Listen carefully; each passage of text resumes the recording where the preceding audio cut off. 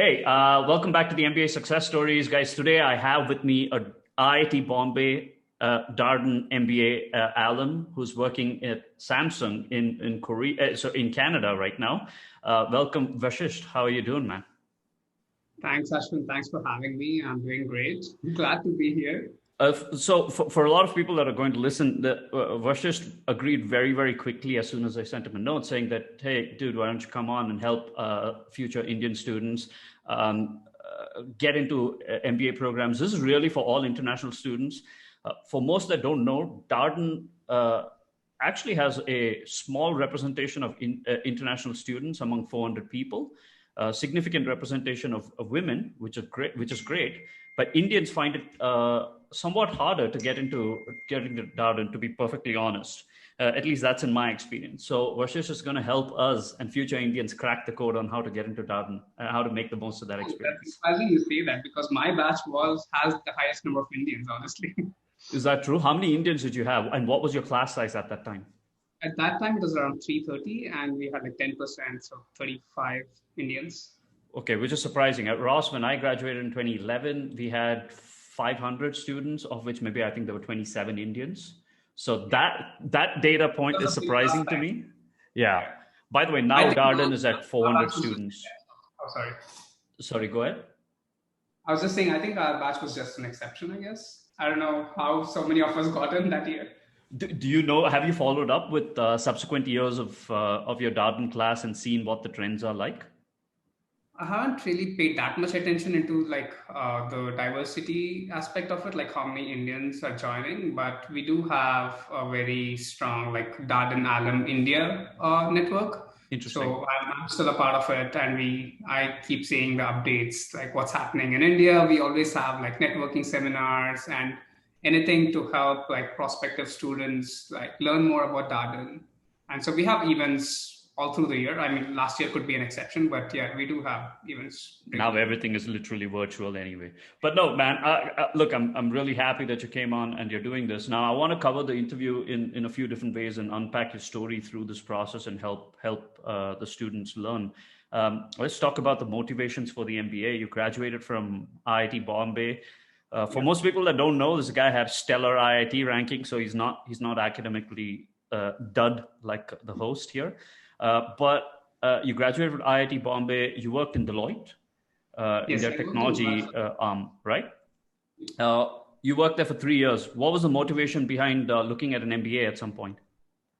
So after graduating IIT, I like Deloitte happened to be one of the like companies Campus that came placements. to IIT. So there's like campus placement, and my main motivation to take up the job was the location because I wanted to be closer to family.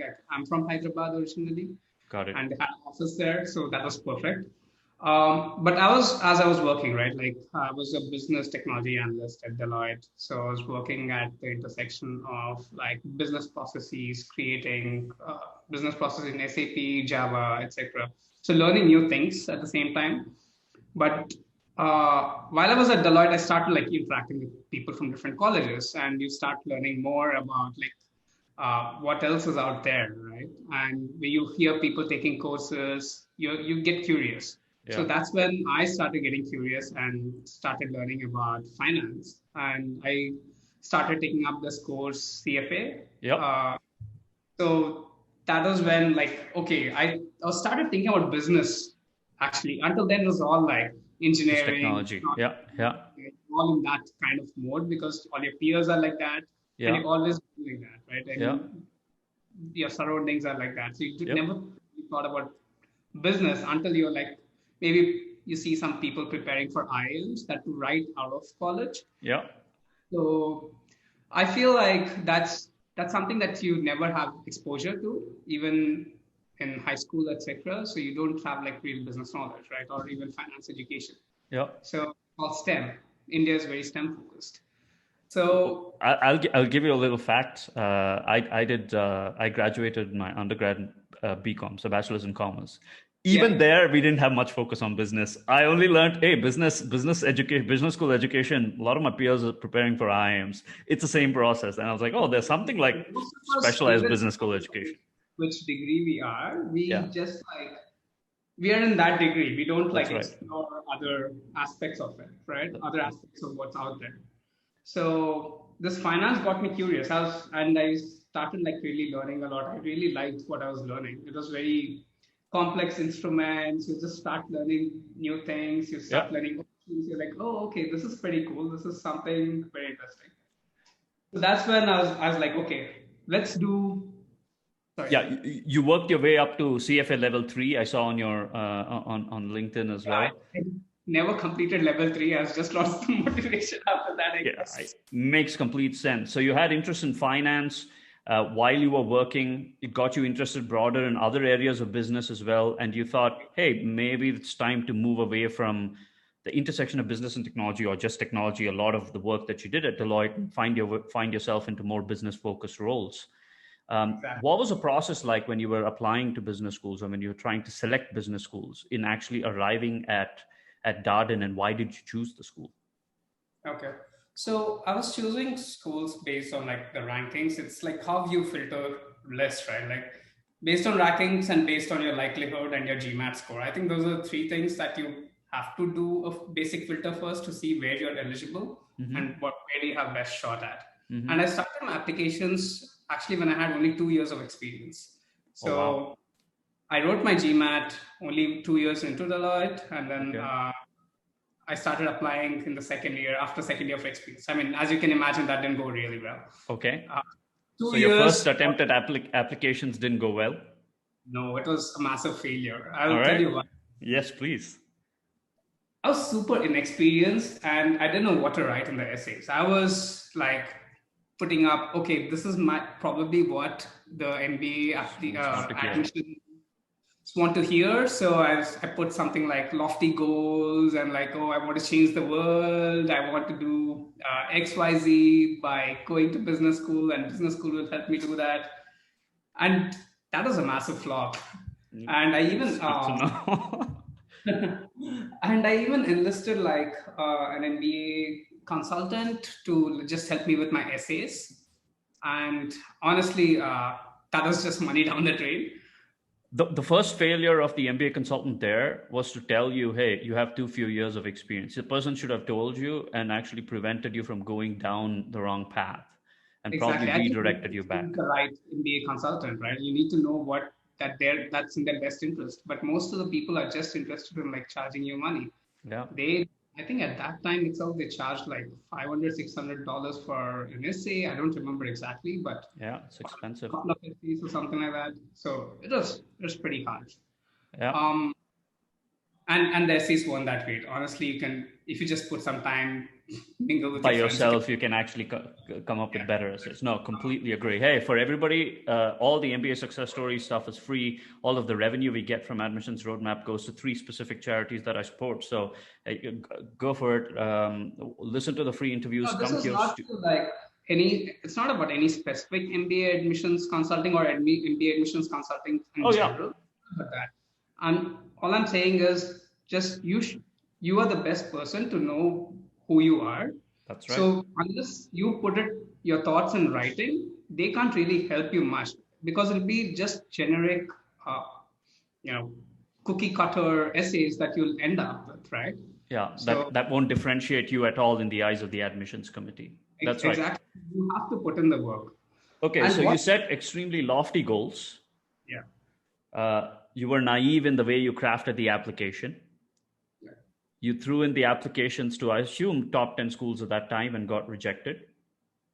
Yeah, a few of the. Okay, what was the wake-up call once you got rejected? How did you reassess and make the progress to selecting Darden and getting to that path? So I started talking to people more then. I think that's what started helping me, like reaching out to existing students or sometimes even alumni in different schools, started understanding what makes each school different. Okay. And then when you're talking to people, you realize what you want from an MBA too, right? Like as a person, you have your own interests. Like some people like really big schools. Yeah. Some people want to be in the heart of the city. Some people Yeah. want to be closer to tech. Yeah. So mine was I wanted to be, I don't know, experience it and like being part of a culture.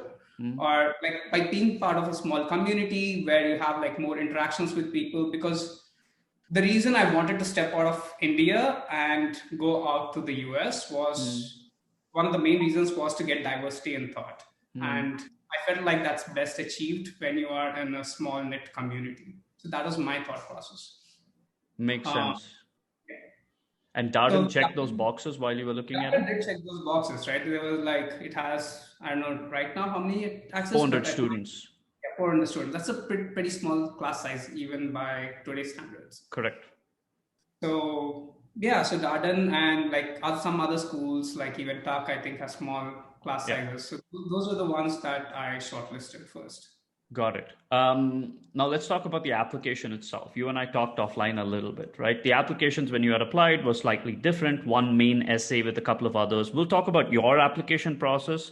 And then I want to get your view on the most recent application questions that students can learn from and how you tackle it, right? So do you remember the questions that you had to submit the answers to, and how you tackle that? Sure. So my Darden essay was about like what's your thought process in approaching a complex problem. So with that one essay, they want to assess you. So that means that you have to put all your aspects into that one essay, but craft it in such a way that you explain the thought process behind it. So they want to see if you're a leader, like what you're talking about right now, what Darden focuses on as leaders, right? So leader would rally people behind a cause, or you would be able to motivate resources towards a particular problem. So you have that kind of qualities. That's one thing that they'll be looking at. Second thing, it's when talking about complexity of a problem, how do you peel the layers of that problem? How easily are you able to express a complex problem in simple terms? And how can you dumb it down? I think that's the second point that I was focusing on. And then they want to hear complications, right? In the end, everything is about good storytelling. Everything in like interviews or essays or everything else is about good storytelling. So what is the conflict point and how did you resolve it? So those are the things that you need to focus on to make it interesting for the reader, but also show that you have that diversity in thought to think about all these things when you are approaching a problem. Okay, so now the challenge that a lot of Indians do, whether male or female, especially when they're engineers working in IT, and when you're applying to business school, is you don't necessarily have formal leadership exposure, right? Yeah. You're still at the junior levels at the company. How would you? What did you do to explain a certain problem that was challenging, and how did you deal with it? Did you explain it from a leadership angle as well? So because this problem was specific to me and I had to solve it, the leadership angle comes in how you bring in endless other people to help you solve that problem.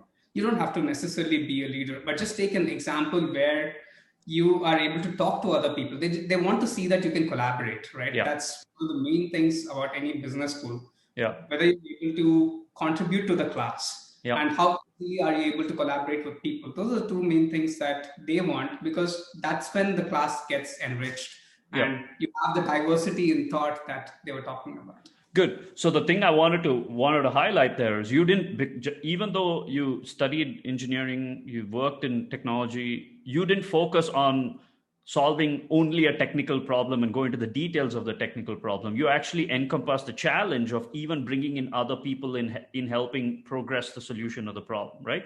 I want to make this very, very clear. Business schools actually, as much as they care about your technical competence, they do care more about your ability to collaborate and work with people and solve challenging problems in the context of business, not only specific to your technology and engineering problem, right? You did that. Interestingly, here are the values and principles that Darden highlights. They do have an inclusive focus on community, united by their honor. I think they're very high on the honor code. I've seen this in multiple places. They want to ensure that you have enduring relationships, and they are absolutely focused on leaders who follow their purpose. Okay. I have seen this again in many, many places, not only at Darden and many schools, but Darden specifically does that, which parlays us to this year's or last year's questions. And I want your view on how you tackle this. One of the essays is Darden strives to identify and cultivate responsible leaders who follow their purpose. Please provide an example of a situation in which you've made a meaningful impact. How would you tackle this if you were given this essay now? I would probably reframe like what the question is in my own context, right? So the question is like, how would you tackle? I'm sorry. Yeah. So the question is, how would you tackle this essay? Right? Okay. Where example of a situation where you made meaningful impact by following your purpose. Yeah. So you could say that what your purpose is in that scenario to probably solve that problem. Taking my own example, like I was solving a specific technical problem, which was pretty complex. So my purpose was to resolve it so that I ensure the delivery is on time to the client. Yeah. Right. So that is my purpose here. So in that case, how do I bring leadership? It's probably very similar to how I've written in terms of bringing leadership aspect of it. But there, in my answer, leadership was just one aspect. Here, I would probably highlight more and more about like what did you do through the process of leadership, right? Like how did you enlist people? Like what are the specific? How did you convince them? I think you need to go deeper into that layer.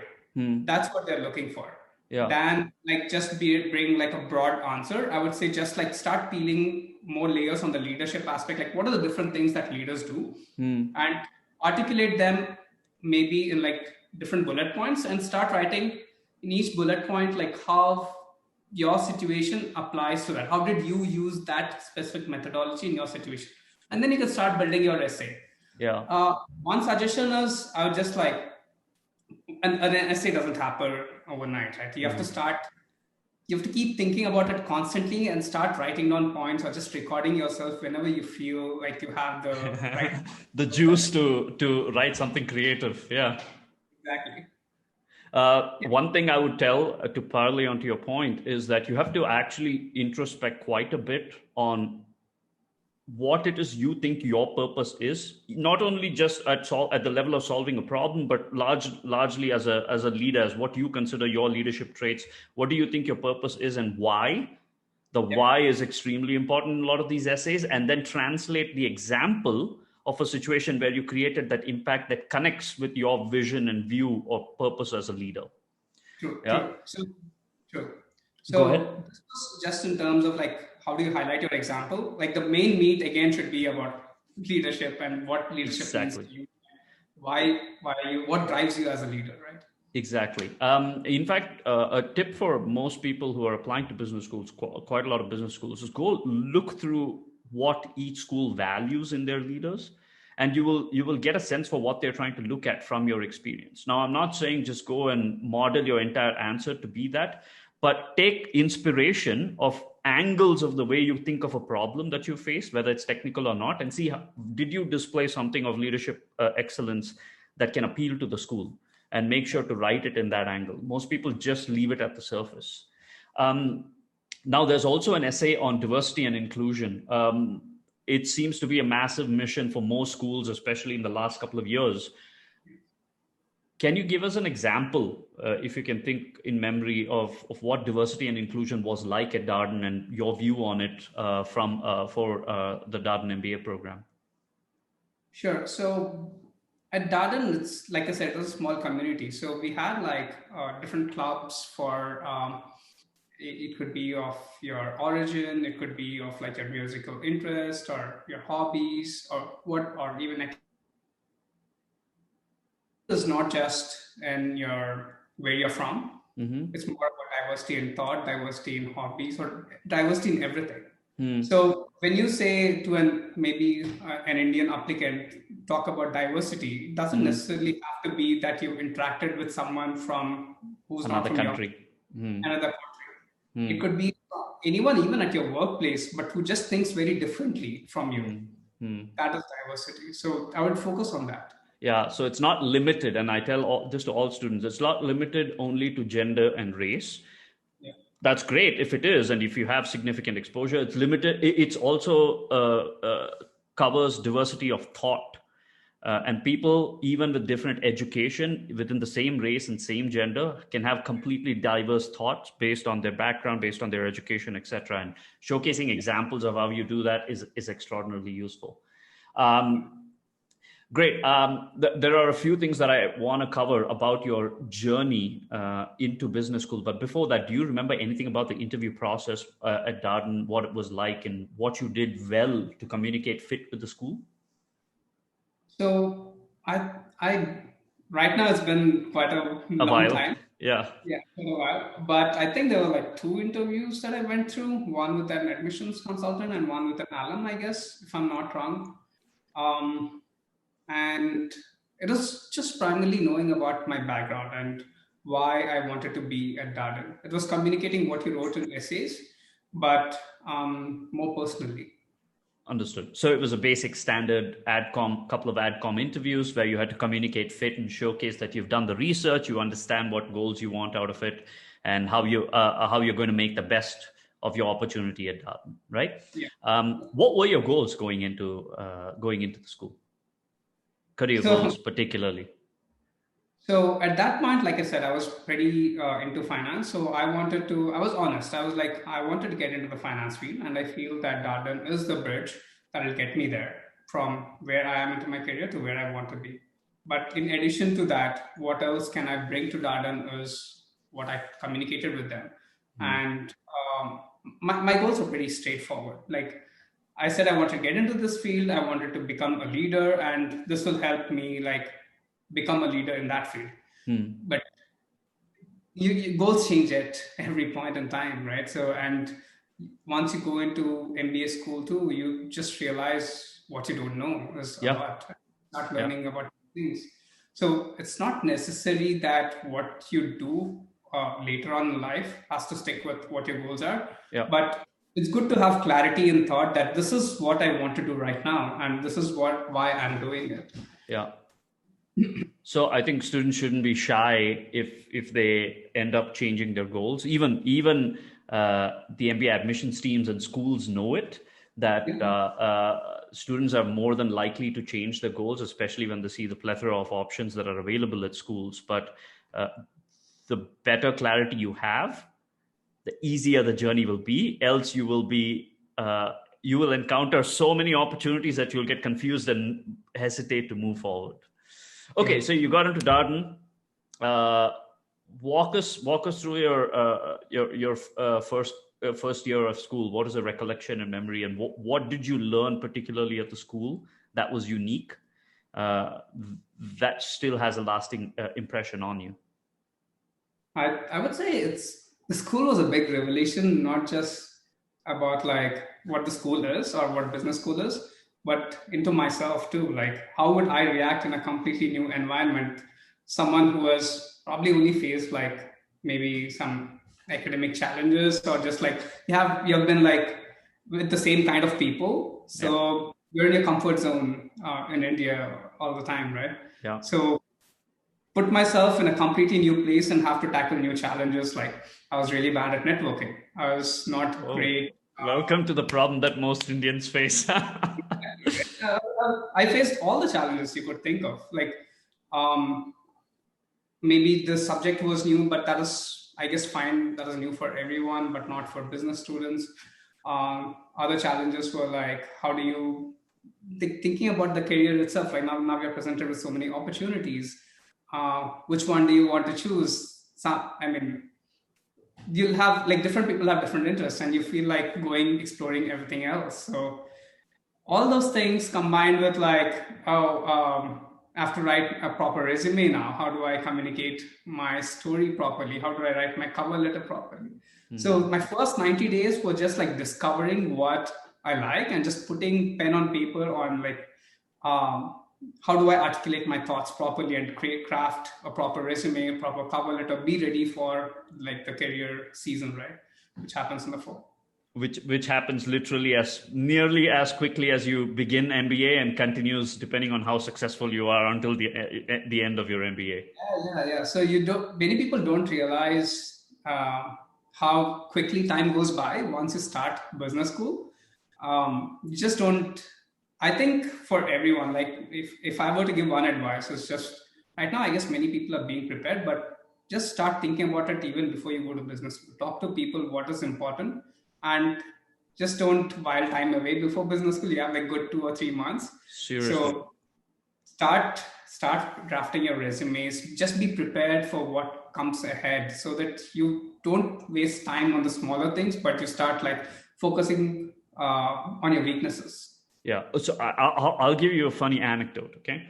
I don't know if it's funny, but painful. So right after getting admissions, and when I selected, okay, Ross is where I'm going, I contacted the finance club. I too wanted to go into investment banking, much like you. I did strategy consulting for 5 years before at Accenture, and I was in the UK at that time. So I contacted the finance club and said, "Hey, I want to get into investment banking. Can you tell me what I need to prepare?" Here is the email that I got from the then VP of finance club. He said, "You just gotten admissions. Take your time, relax, enjoy. You have enough time to prepare once you come into school."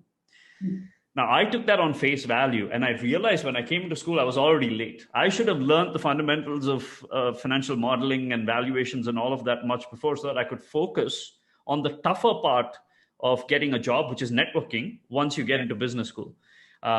Then when I thought back after I completed my MBA, I realized the reason I failed at that was because I took advice from the VP who was an American, who's used to the system of networking. They know that that's what you have to expect. We weren't.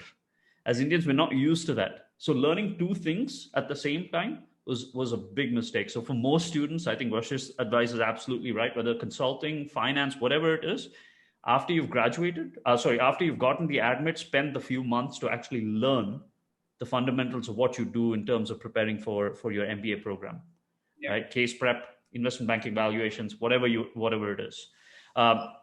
Great advice. You also mentioned the hallmark of the Darden experience, particularly academically, is the case study method, which is also like Harvard, which is completely case-based and not at all lecture-based. You want to speak a few words about this and how that shaped your thinking? Sure. So, like in case-based method, what happens is like the concepts are disseminated through like cases, right? So that's the base of it. So there's no lectures whatsoever. So you read a case, it's almost like a business story. So you have to like start thinking about different aspects of it. You come into real life. You actually think about like what are the different aspects to the case. It's not just one particular problem that they're trying to teach you, but there are various aspects to it. So how would you solve that in a real life scenario is what they try to simulate in the class. And then they get the case study method is essentially like they get inputs from everyone in the class. And with Darden, the thing is for a good grade, they count how your class participation was as well. So that is again something new to me. Speaking in front of 100 people, that was entirely new. And it took a while for me to get accustomed to that as well. Yeah. So these are things that you need to know before going in that you realize probably it's not a big deal, but when you actually go into the class and you step up, you kind of sometimes freeze, and that's perfectly fine. That's just go through the process, start accustoming yourself with like speaking in public or just talking to people, and then I think you'll get there. So It is so important. In I saw, for instance, in some of the classes that you have, especially the second year electives where you can specialize in certain areas, I saw that the class participation grade was as much as 40%. I'm glad that Darden actually publishes some of these things for the classes. Many schools don't. So it's extremely important for you to be able to vocalize your thoughts, articulate them in a succinct way that makes sense to the rest of the class. Doesn't feel like you're just participating for the sake of participating. There are those, and you can make out when that's happening. No, that's extremely good advice in terms of case studies. Do you think in terms of case studies always, even when you're outside of business school?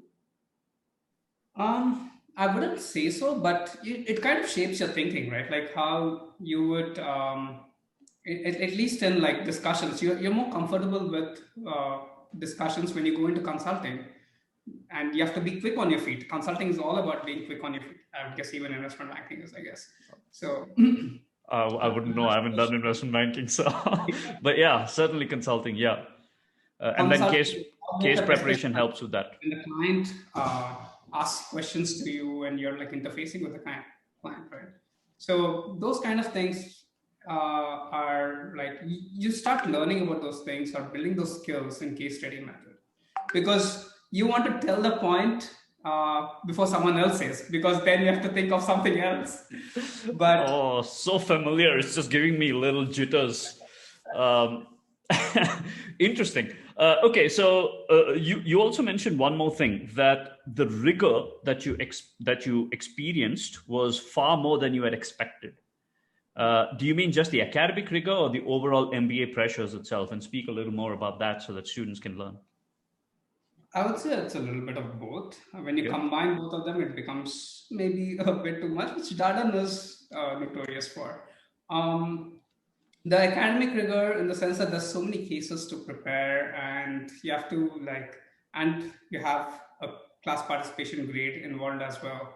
So that stems from that, I guess. So you have to be prepared in the class, and sometimes you can be cold called as well. So you have to be prepared for that too. So that's one part of it. The second part is like overlaying all of that with, if you are like starting interviews, or if you are like maybe preparing for resumes, if you're doing networking calls. So all that eats into your day, even though it's like a 4 day school, but so you don't There's never feel, enough time. yeah, you just don't feel that you have enough time.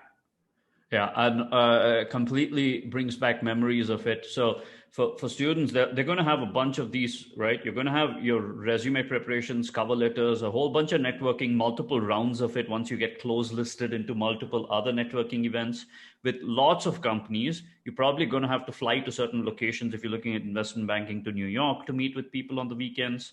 Um, you're going to have academic caseload. If every class is case studies, each case study is approximately like 20-30 pages, and if you've Uh, got four cases a week at least, that's 100 pages, right? So a lot of people are not used to that level of reading. yeah, So you have get to. used to business reading and assimilating the information. So please practice that as well. Some um, cases are long, some cases are short, but like, yeah, they average from 4 to 10 pages, right? So, there you and each, go. and you have like three classes, so it's like what, 10 into 3, at least 30 pages you have to read Yeah. and assimilate. And then you have group work, because I assume a lot of these cases subsequently will have also group as assignments That's one more incredible thing about Darden is you're divided into like 5 member groups, for and every class. every class, and Wow. then it's the same group, but within the section, within, sorry, among different sections, I guess. But you just have, because everyone has the same cases in the first year, so you discuss the next day's cases in the group, and then you start putting your thoughts together. So you have to spend like a good 1.5 hours there as well in the day. For each case in each class, you got to have those group discussions, align with them, have common thoughts, common opinions, a point of view, and then come at how you would approach it, the case solution. So all this is going to take an extraordinary amount of work, which increases the rigor of an MBA program. Um, I want to talk about one very interesting thing that most Indians are going to be keen on, which is recruiting opportunities. But before that, the second year of the MBA, Darden has something unique, which a lot of schools have. They have something called the global program or the worldwide program that's completely covered with scholarships. It's called the Batten Foundation Worldwide Scholarship. I don't know if that was there during your time, but you can choose a worldwide program that's completely covered. Do you have any view on that? Have you been a part of it at all? Honestly, no, and I don't have not been on trend with the latest programs, but I'm sure it'll be a good opportunity. Like Darwin has such innovative things, like you could just do an exchange, or you could even go on a small business trip to like cool countries like South Africa, etc. So they have like business case studies, tie-ups with companies, which you could be part of. Yeah. So, and I'm sure this is probably even more involved, Yeah, looking like It seems like pretty cool program. Yeah, you get to do a course in one of, I think, 10 or 12 countries that they have, and it's completely sponsored, which is extraordinary. I think most people would want to take it up. There's a huge grant given. Now, I don't know what that's like in a time when you can't travel at all, but I think it's a great offering that Darden has. Now, let's come to recruiting. Yeah. You got into Samsung's Global Strategist program, which is their internal consulting program that gets you in Korea, where you do rotations and then go into the business units. This was one of the hot recruiting pockets when we were at Ross as well. How did you pivot on to getting into consulting from where you were when you thought about getting into investment banking? So when I first entered Darden, I was still focused on finance, but I was still exploring consulting as well because I was interested in the case method. I started doing case studies even just to do the interviews. Maybe I like consulting. So those are my two. I mean, it's a very still broad focus, but I thought I'd be able to do it. Anyway, I ended up doing internship in a corporate finance rotation program. So that was pretty cool, honestly. I did it at TE Connectivity. So, and I had multiple rotations within the internship. It was almost a three-month internship. So yeah, I did treasury, corporate finance, strategy, everything there. So I got to experience what finance was in a company. But then I started also looking at other opportunities. Consulting still seemed to interest me. And then when Samsung came, the tech aspect of it was what was the most interesting for me. I somehow, like I said, it was a revelation about myself as well. I started realizing that I am passionate about tech, and then I enjoy the industry a lot more. And doing consulting in tech science seemed like a very cool idea. And on the cherry on the top was you could experience a different culture, Korea. So I thought maybe I could come back to US or North America at any point, but I'd probably not get the chance to work in East Asia. So I thought, why not take the chance? And it happened. I went through the process, same consulting case study process, got the job, and then it was choosing between staying in the US or going to Korea and doing this. So yeah. One of the cool things, by the way, I also applied to the Samsung Global Strategist program. And by the time I went to the second round of interviews, I'd already gotten an offer and I had to secure for the signing bonus. So thank you for the offer. But while I was there, one of the things that really interested me was not only going to Korea and working there, the people that I met or that I spoke with that were from Ross, who had gone there, was super cool. And they said it's an amazing expat life. They get you situated really, really well in a place, and you get to work there. And I thought, well, this sounds great. Hey, but you make trade-offs. Here's the placement report, the latest placement report that I looked at. 41% of the class went to consulting. Okay. 20% went to technology. I did not know Darden was as much tech focused, to be honest. And 19% went to financial services, of which about 50% of them went to IB, and the other would have been maybe corp fin roles within financial services firms. Was that the same almost breakdown back then, 2015? I would say maybe IB was a bit more, I guess, and tech probably a bit less because probably Amazon and Microsoft, I remember, were the two big recruiters at my point, and then and most of my batch went to Amazon. It still seems to be the same. So among the top companies that came on campus, obviously consulting rules the roost. It's Accenture, which seems to have hired a lot, and internationals. I've paid keen focus on which companies hire internationals. So Accenture, Deloitte, McKinsey hired internationals in US offices. BCG did so as well. EY did so. Bain, I don't know for sure. So these were all the companies that came there, and then Amazon, Google, Microsoft also came for I think the tech roles, and fewer. Surprisingly, Accenture is the biggest because at my point, Accenture wouldn't recruit internationals. Yeah. So I worked at Accenture in the strategy consulting practice. The person that used to recruit out of Ross was a senior manager that I worked with on the last project I was at Accenture. So I met her for the first time because I was in London and she was in the US practice. So I met her for the first time while I was at Accenture, but Accenture did not recruit internationals, and Accenture seems to have turned the tide on this one. So well done to you. No, it's Um, very cool. Darden has been like very consulting heavy. focused, So heavy, for, very consulting. yeah, there seems to be an emerging tech scene there for those people that are interested in consulting. Darden has something called industry focus areas. You and I spoke about this. Um, uh, did you take any specific electives in the second year that helped shape your view on which career path you need to take? Honestly, even though I was going for strategy consulting, I was still like, I wanted to finish up my finance courses. So I took a lot of IB focused courses, portfolio management and like corporate stocks, trading, everything else. So I still have that aspect of me lying somewhere. In there within you. Yeah, Yeah. so Darden has some really interesting uniqueness where you can focus a lot of your courses on the area that you want to go into and make you employer relevant almost. So consulting, I've looked at some of their things, technology, healthcare, the really emerging ones in this day and age, where the courses are actually quite well aligned to what people want to do. One of the insights you shared with me, do you want to tell me like the consulting program, why you think it appeals to a lot of the management consultants? Oh, I'm sorry. Now I. The specialization you mentioned that your dean is from formerly from Oh, McKinsey, yeah, so yeah. So sorry. Yeah. Yeah. So after I think my year, we had a new dean who's actually a McKinsey ex-partner.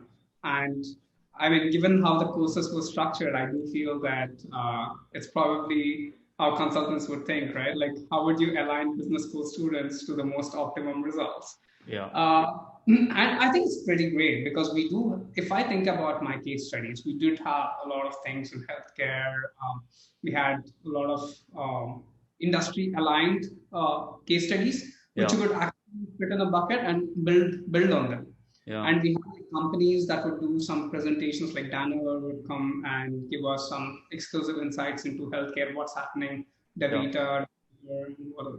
There are many other companies that used to actually come on rounds and give you insights into their business. So all those things, I think if you could structure them properly, I think this is what it would be, right?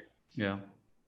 No, that's really good. Look, for anybody that's looking to go into business school at Darden, the salaries are great. Consulting firms still come on campus. For those that are concerned about a STEM OPT, Darden now has a management science specialization for internationals that gets you the STEM OPT. So they have that base covered. Um, here's a unique fact. I have a student now, really sharp, really good GMAT score, uh, loves to party. He says, dude, one of my criteria is that I want to go party at school. I'll work hard, but I want to party hard. So I said, oh, definitely football schools are a place for you. Darden is in the backdrop of 100 plus miles of trails. So if you like hiking, if you like the outdoors, go there. If you like music events, apparently they have 1,000 plus music events. Go there. And here's a report. It's a number one fastest growing VC city in the US. Who knew that? Wow, even I didn't know that. There you go. Hey, you have. Definitely think it's a party school, man. You have like the UVA undergrads. Oh, they party like crazy. Well, there you go. So if you want to party, if you want to hike, if you want to go to the number one growing VC city, if you like teamwork, if you like collaboration, and if you like to develop leadership principles based on purpose, Darden's a place for you. Dude, thank you so much. Before we close, what's some advice you have for Indian students who want to go into business school? Sure. So I would say, like, first of all, even think high picture. Like, why do you want to go to an MBA? And is MBA correct for you at this point in time? Like, think about that. And then even just have an idea of what is your eventual goal. Now there's a lot of exposure, right? About what consulting is, what investment banking is. Start talking to people a little bit more to understand where your interests lie. And do understand that there's an aspect of networking and everything else involved. So make sure that you start talking to people. Make sure you start building your skill set towards that side as well, because in the end, like, no matter what they say, MBAs are very alpha, so you need to be on top of your game. Yeah, that's great advice. Look, thanks so much for coming on. Thanks so much for taking time and helping other students. When people reach out to get to know more about Darden, I'm going to redirect them to you. Please help future Darden students get into the school and succeed there. Thanks so much for doing this, dude. Much appreciated. Yeah, always All glad right. to help. Bye, Right. everybody.